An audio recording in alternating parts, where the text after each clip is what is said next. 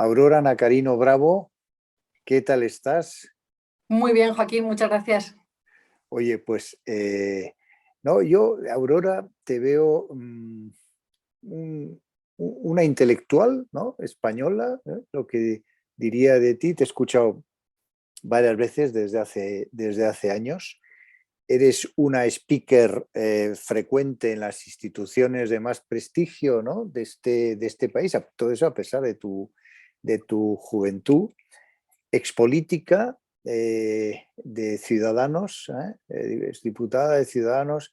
eh, Hay mucha gente, como sabes, en Consenso y Regeneración. Yo creo que estáis todos, vamos, fundadores y políticos de Ciudadanos.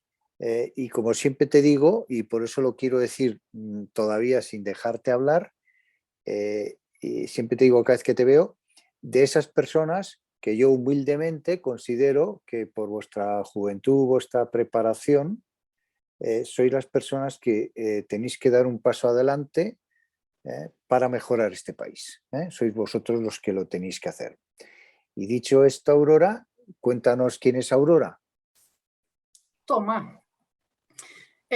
Bueno, pues nada, soy una chica de 34 años con una vida bastante normal, como cualquier persona de mi edad, salvo alguna cosa que diría Rajoy, ¿no? He tenido alguna experiencia profesional un poco fuera de lo que es más habitual. Como bien decías antes, tuve un breve paso por la política.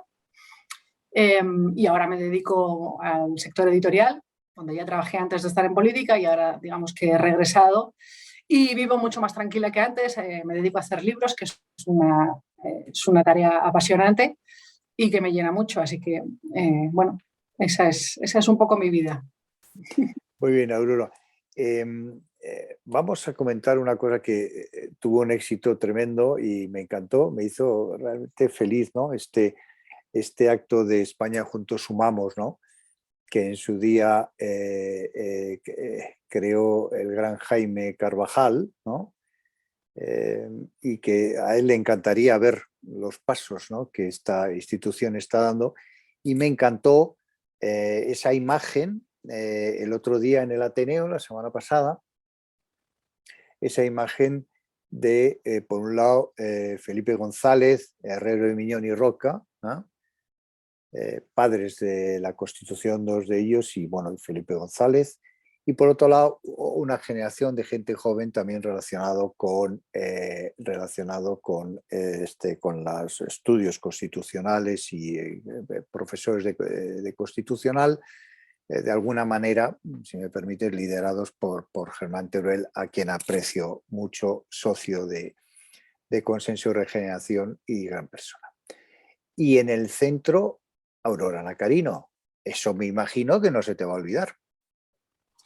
No, claro, no. Esto fue una experiencia bastante inolvidable por muchas razones.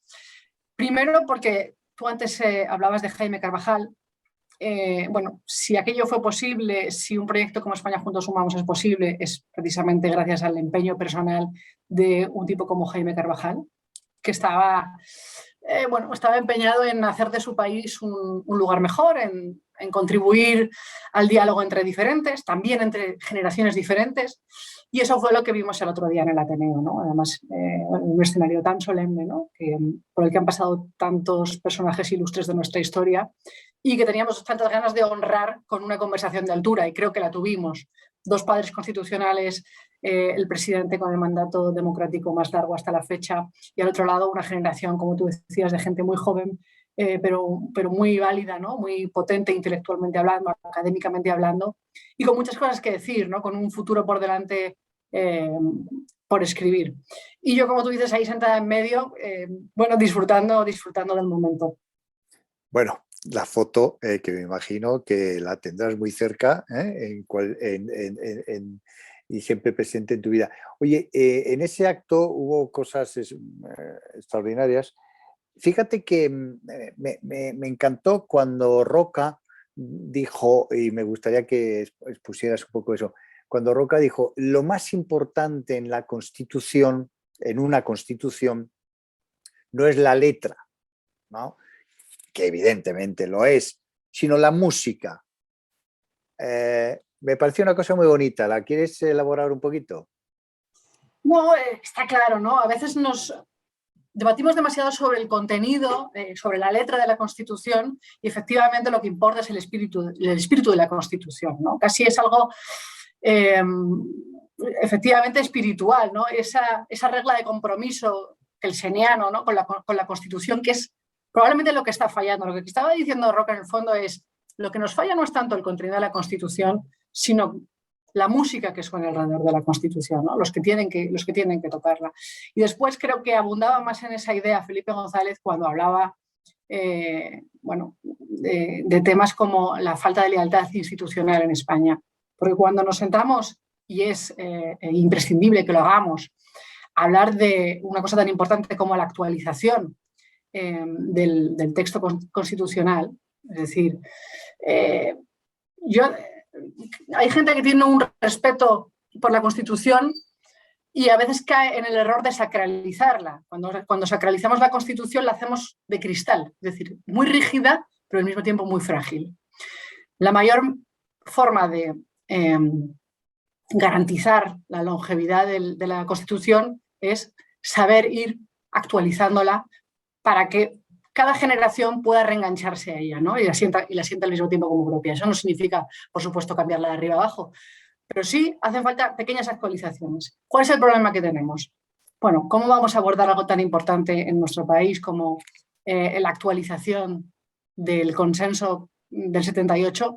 Sí, por un lado, tenemos deslealtad institucional en la periferia, digamos, la periferia territorial, y al mismo tiempo vivimos bajo un clima de polarización que impide que el presidente del gobierno y el líder de la oposición, quien quiera que sea, se den siquiera los buenos días.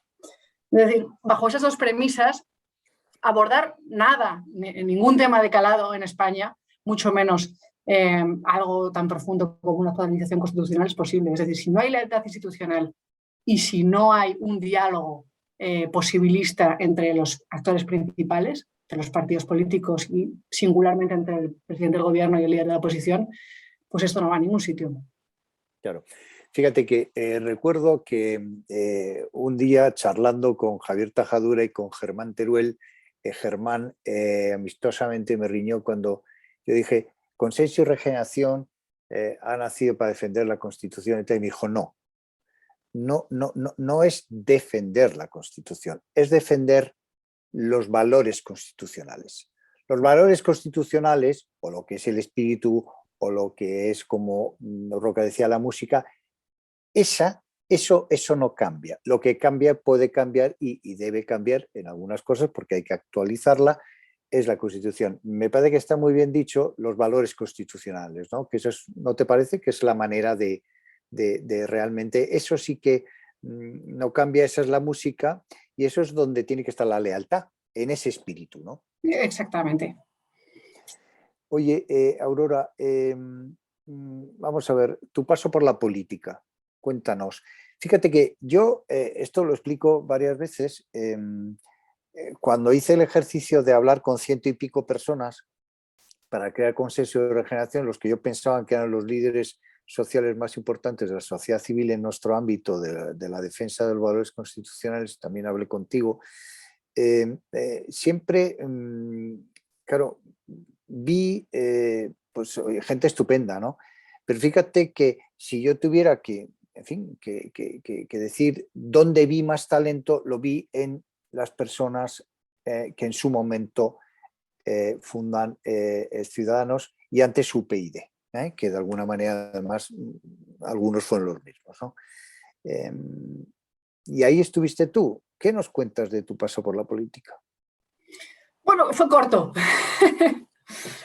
Fue corto. Y en ese sentido algo frustrante porque, bueno, cuando consigues llegar a un sitio tan importante como el Parlamento, para mí no había un honor más grande. No podía haber habido un honor más grande que servir a mis compatriotas en el Congreso de los Diputados. Parece que es una frase hecha, ¿no? Que se dice para quedar bien, pero para mí es así. Yo había crecido en un respeto profundísimo a las instituciones y particularmente en el respeto a al Parlamento. Entonces estar allí para mí era un inmenso honor y uno llega allí con muchas ganas de trabajar, pero lamentablemente aquella legislatura, la 13 legislatura, no sé por qué tendría ese número, nació con mala suerte y fuimos a una repetición electoral, un momento de mucha convulsión política y aquello no pudo ser. Es una lástima porque creo que había muchas tareas pendientes en España por acometer. Llevábamos demasiadas reformas pendientes durante demasiado tiempo y parecía que después de la gran recesión se había inaugurado algo así como un momento reformista en el que podíamos hacer cosas. Además, había nuevos partidos en el Parlamento, con lo cual ya no podía darse aquello que pasaba antes de que un gran partido pudiera gobernar de espaldas a la mitad del país, amparado en una mayoría absoluta o en pactos puntuales con partidos nacionalistas, ¿no? A partir de la entrada de los nuevos partidos parecía que quien quisiera gobernar tendría que ser capaz de llegar a acuerdos. Y hay dos partidos que llegan al Parlamento con la vocación de cambiar las cosas. Es verdad que con una vocación distinta. Por un lado, Podemos planteaba una ruptura, digamos, una ruptura democrática con lo que había sido el sistema del 78, el régimen del 78, decían ellos. Ciudadanos llegamos con una vocación de reforma, pero de reforma profunda, ¿no? De regeneración institucional, de atención de demasiadas cosas que estaban pendientes, desde el mercado laboral a la educación, que había sido una política de partido tradicionalmente. Queríamos actualizar las políticas públicas en nuestro país y modernizar el Estado en términos generales. Pero, es de justicia decir que fracasamos. Sí, bueno, es evidente.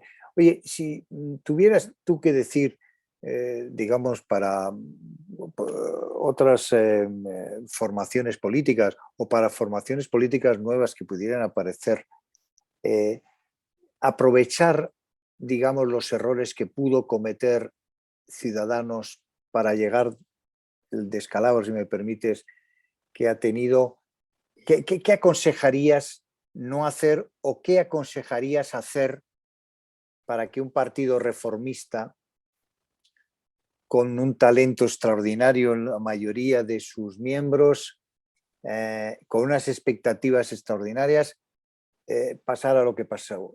¿Qué aconsejarías hacer y qué aconsejarías no hacer? ¿Qué consejos darías para que fuera un éxito y no lo que ha sido? Bueno, en primer lugar, conviene no creer que uno es más listo que los demás y que cuando uno llega va a hacer las cosas muy bien y los otros hasta ahora han sido muy malos o muy tontos y las han hecho muy mal. O sea, el adanismo político del que pecaron los nuevos partidos. Y por otro lado, creo que es importante, sabemos que el poder produce cierta ceguera. Y cuando uno ve que tiene una oportunidad de crecer políticamente, incluso de gobernar, a veces se ve cegado por esa ambición. Yo a quien de verdad quiera cambiar las cosas le diría, que tratara de dejar a un lado las expectativas electorales y se centrara en hacer las cosas bien y en servir a su país, y que después probablemente esas expectativas electorales irían respondiendo a las cosas bien hechas. A lo mejor, de entrada, un partido reformista tiene que asumir que no va a ser un partido de mayorías necesariamente, que va a ser un partido bisagra, un partido importante para la estabilidad política, para la gobernanza, para completar mayorías, para transaccionar políticas que puedan desbloquear situaciones. Y eso es muy importante para un país. Yo creo que cualquier país necesita un partido de esas características. ¿Qué pasa? Que cuando uno se ve en esa circunstancia, pues le parece que ser un partido de 30 escaños, que es una cosa muy digna, muy notable, es poca cosa. Y entonces, bueno, esa ambición a veces conduce a olvidar los propósitos fundacionales de un proyecto y a tomar caminos que a la larga ni benefician al país ni benefician al propio partido. Oye, Aurora, es imposible no hablar de lo que hoy mismo está sucediendo, incluso ahora mismo, ¿no? Hablando de descalabros, ¿verdad? El espectáculo, ¿no?, que estamos teniendo dentro del principal partido de la oposición, del Partido Popular, que es un partido como cuando se habla de la banca, ¿no? Dice, no, la banca sistémico, ¿no?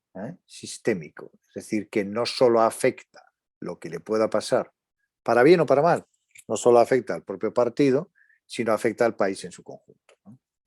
Entonces, y estamos viendo cosas realmente tristes, ¿no? Yo diría que tristes y lamentables. ¿Qué es tu punto? ¿Cuál es tu punto de vista? ¿Qué es lo que piensas?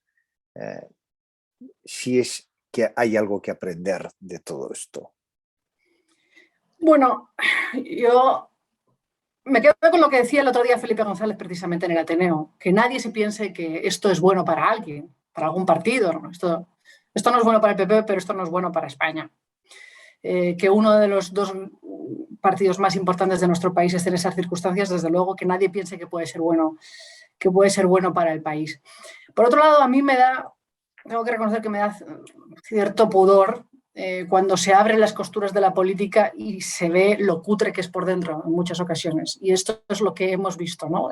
Estas dinámicas de partido tan cutres, tan traicioneras, tan de puñaladas. Creo que ensombrece la imagen de la política en términos generales, que ya está bastante devaluada a ojos de los ciudadanos, y esto es malo. Esto es malo porque fomenta la antipolítica, fomenta la desafección, fomenta el rechazo a los partidos políticos en un país en el que ya los partidos políticos son percibidos por la ciudadanía como uno de los principales problemas que tiene España.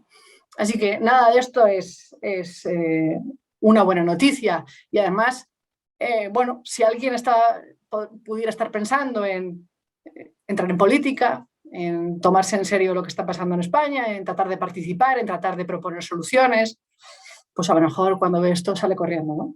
Así que si queremos atraer a los mejores a la política, bueno, este espectáculo no beneficia nada al propósito. Sí, tienes toda la razón. A mí una cosa que me preocupa mucho, ¿no? Yo soy empresario, ¿no? Y pues he estado toda mi vida formando equipos, ¿no? Es una cosa que tenemos que hacer nosotros y en definitiva atraer talento, ¿no? Entonces, tú estuviste el otro día, la semana pasada, cuando estabas con Rocco Herrero Miñón y con Felipe González, ellos representaban en aquel momento, en la transición, eso que llaman el régimen del 78 Podemos, como nos ha recordado, ¿verdad? El régimen, ¿no? Yo creo que para desprestigiarlo, bueno, bendito régimen, ¿no? Pero representaban, si tú quieres, lo mejor de la sociedad. Herrero Miñón lo dijo, bueno, todos teníamos una profesión, ¿no? Lo dijo, todos teníamos una profesión, bueno, pues digamos que estaba ahí pues, en un gesto de generosidad, ¿eh? Lo mejor de la sociedad. Bien, y luego estábamos por debajo los españolitos. Tú eres muy joven, pero yo no, y bueno, y estábamos por la gente normal, vamos a decir. Ahora eso se ha invertido, ¿no? Entonces resulta que la gente normal hablamos con la gente que no piensa como nosotros, incluso nos vamos de vacaciones o nos vamos a cenar, convivimos, trabajamos juntos. Es decir, España no es un país enfrentado, ¿no? No te enfrentas con alguien porque no piense como tú, Aurora, evidentemente. Y en cambio, resulta que esos españolitos normales estamos por encima de la clase política en términos de preparación, en términos de todo. Es decir, que se ha volcado eso que decía de la transición, los mejores y los normales. Ahora los normales pues nos hemos convertido en mejores que la clase política, con lo cual atraer talento, atraer espíritu, ¿no? Espíritu de concordia. Bueno, oye, por eso nos llamamos consenso y regeneración. Consenso para hacer la regeneración, ¿verdad? Sobre todo la política. ¿Cómo atraer talento? Esto que tú decías como problema. ¿Qué se puede hacer para dignificar la política y atraer a los mejores? Para que estén un tiempo, no tienen por qué estar, ¿verdad?, toda su vida, sino, bueno, dar un salto a la política y al menos estar un tiempo y traer a los mejores. ¿Qué se podría hacer, Aurora? Bueno, yo creo que es difícil, no es tan sencillo, pero creo en establecer, digamos, dinámicas virtuosas. Si los partidos se esfuerzan por hacer una buena selección de élites y de repente tenemos un buen parlamento en el que uno admira a la gente que se sienta allí, probablemente haya otra gente que lo vea desde fuera y diga, yo quiero sentarme al lado de ellos, yo quiero trabajar al lado de esta gente porque son los mejores, ¿no? Tenemos que crear dinámicas virtuosas de selección de candidatos y de élites. El problema es que esto no es lo que está sucediendo actualmente en los partidos políticos. Y de hecho, hemos visto que en los últimos años se han democratizado los partidos políticos, casi todos han introducido sistemas de primarias para la elección de candidatos, pero esto no ha contribuido a una mejor selección de élites, porque, bueno, por muchas razones, ¿no?, que podrían analizarse, pero bueno, en el fondo no dejan de ser procesos controlados por el aparato en los que la verdadera competencia suele brillar por su ausencia y que además producen el efecto contrario al deseado. No son procesos más democráticos porque lo que se convierte son en sistemas de legitimación de la autoridad, digamos, de la jerarquía y de eliminación de la disidencia. Yo a veces pienso que esto es porque hemos decidido introducir en un sistema parlamentario. España es una democracia parlamentaria. Eso significa que los españoles votan y los partidos obtienen representación en el Congreso en función de los votos que hayan sacado. Si uno ha sacado más votos, tiene más escaños, otro tiene un poquito menos, otro tiene un poquito menos, pero todo el mundo tiene un poco, ¿no? Pero los sistemas de selección que hay dentro de los partidos no son representativos.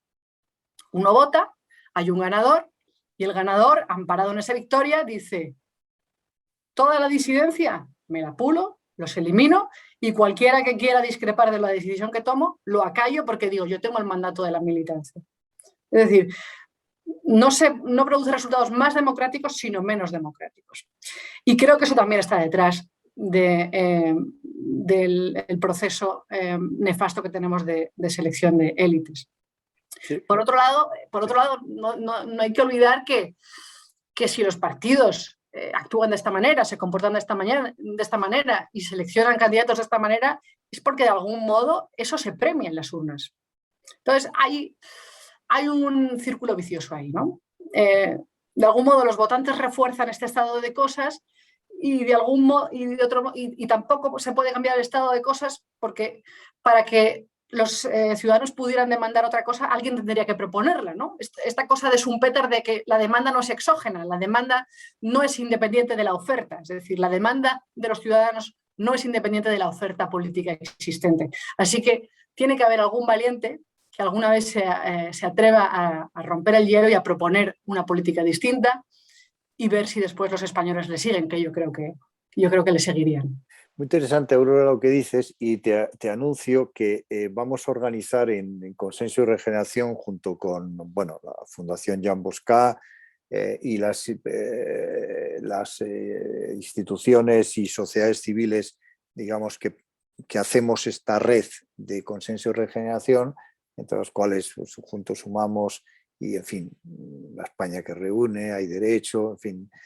Y pretendemos hacer una reunión, un simposium sobre el funcionamiento de los partidos políticos y hacer alguna recomendación concreta, ¿no?, para el mejor funcionamiento de los partidos políticos, por si esto puede servir para evitar crisis como esta.